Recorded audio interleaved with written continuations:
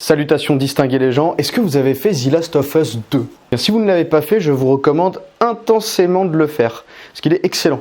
Bien meilleur que le premier à mon sens. Et là je vais me prendre une vague de haine. Enfin aujourd'hui on n'est pas là pour parler de ça, bien évidemment, on est là pour parler de la cause qui a provoqué l'apocalypse dans le monde de The Last of Us, parce qu'on va se rendre compte que cette cause existe bel et bien dans notre monde. Je parle bien sûr du fameux champignon, le cordyceps. Le cordyceps, ce champignon qui semble transformer complètement le comportement des humains dans l'œuvre de fiction de The Last of Us. Eh bien on va vite se rendre compte que les développeurs se sont inspirés d'un autre champignon, d'un champignon bel et bien réel qui existe et qui s'appelle aussi le cordyceps.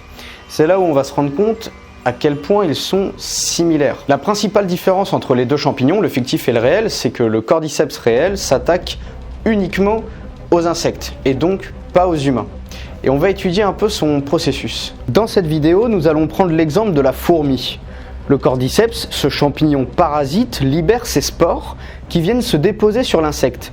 Les spores pénètrent ensuite la cuticule de l'insecte. La cuticule, c'est-à-dire l'enveloppe corporelle de l'insecte. Et donc, une fois que ces spores sont entrés dans la fourmi, eh bien, on se rend compte que le champignon va se développer littéralement à l'intérieur de la fourmi, se propageant peu à peu dans tout son corps.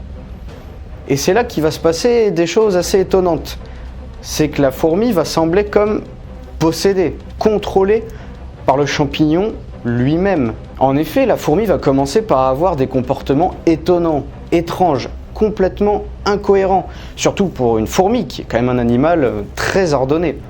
Et d'ailleurs, certains observateurs ont pu remarquer que lorsque cette fourmi infectée, donc par le cordyceps, se rapproche de sa colonie initiale, très souvent zigzagant, titubant, de manière très étrange comportementalement parlant, et bien les autres fourmis de la fourmilière vont se réunir à plusieurs, vont l'analyser et vont la transporter au loin de la colonie. On ne sait pas exactement si les fourmis détectent proprement la présence du cordyceps dans leurs congénères, ou si tout simplement elles remarquent que l'attitude de leurs congénères est très étrange. Et en tout cas, elle est détectée comme un danger et est évacuée de la fourmilière à ce moment-là. Et le plus fascinant selon moi, ça va être le comportement final de la fourmi. En effet, celle-ci va chercher un endroit propice pour le développement du champignon qu'elle a en elle. Elle va chercher d'abord une tige assez haute. Cette tige devra avoir un endroit avec la bonne quantité de lumière, avec le bon niveau d'humidité et de chaleur. Elle va sélectionner très précisément cet emplacement qui réunit ces conditions. Et une dernière condition.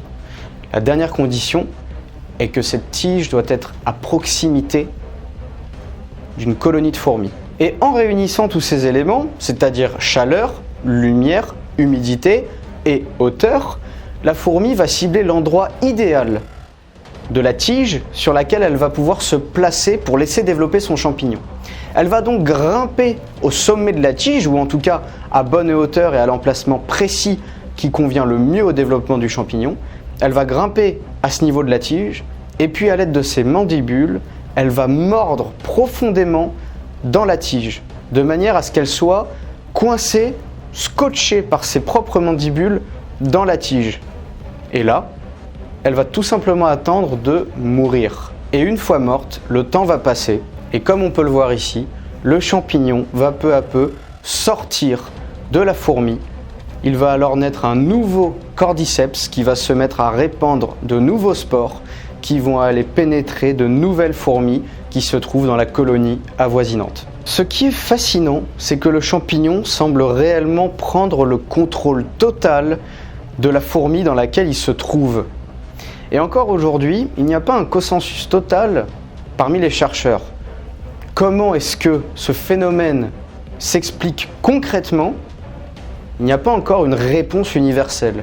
Mais on peut souligner deux hypothèses majeures. Bon alors, ce qu'on sait, c'est que les spores qui sont donc libérés par le champignon, une fois qu'ils pénètrent le cuticule de la fourmi, eh bien ça on sait avec certitude que le champignon va alors se développer dans le corps de la fourmi et va cibler les fibres musculaires de l'insecte. Il va se propager dans tous les muscles de l'insecte sans jamais toucher au cerveau. C'est là où c'est intéressant, c'est qu'on remarque que le champignon va couper la communication entre les muscles de l'insecte et le cerveau. C'est-à-dire que le cerveau ne pourra plus transmettre des informations aux muscles.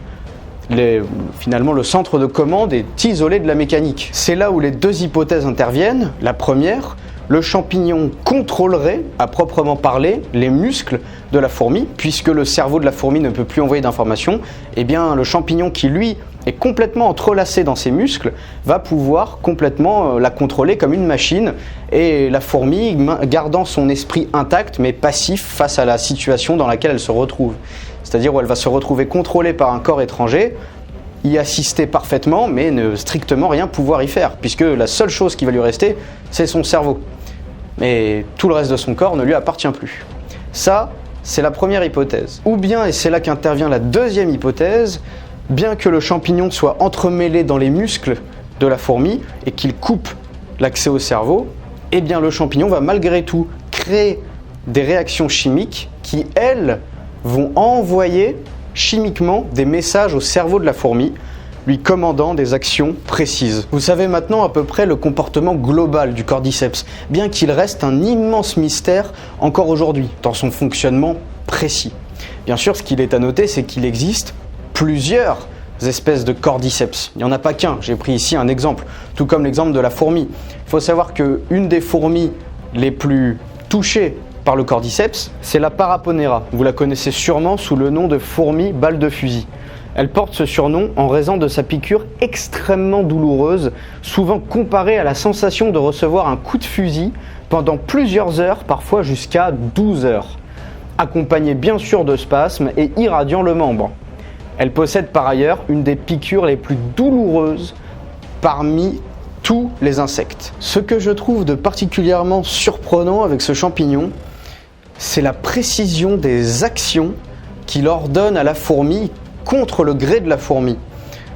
Notamment la sélection de la tige, de l'emplacement de la tige, qui doit réunir plein de conditions favorables uniquement au champignon lui-même. C'est extrêmement précis comme action à effectuer. Et pour aller encore plus loin, que la fourmi elle-même aille jusqu'à se clouer, on peut dire ça comme ça, jusqu'à se clouer elle-même à la tige pour s'y laisser mourir. Ouais non, quand il réfléchit, c'est du sérieux. Là, je pense qu'on peut dire qu'on est sur du lourd quand même. Oui. En tout cas, ce qui est certain, c'est qu'on a encore énormément de choses à apprendre sur le cordyceps, notamment sur le détail précis de ce mécanisme. Et puis vous, maintenant, je pense que vous savez tout, en tout cas de général, sur le cordyceps. N'hésitez pas à faire des recherches de votre côté, et je vous recommande encore une fois The Last of Us 2, excellent jeu. Il ne me reste plus qu'à vous transmettre mes salutations distinguées.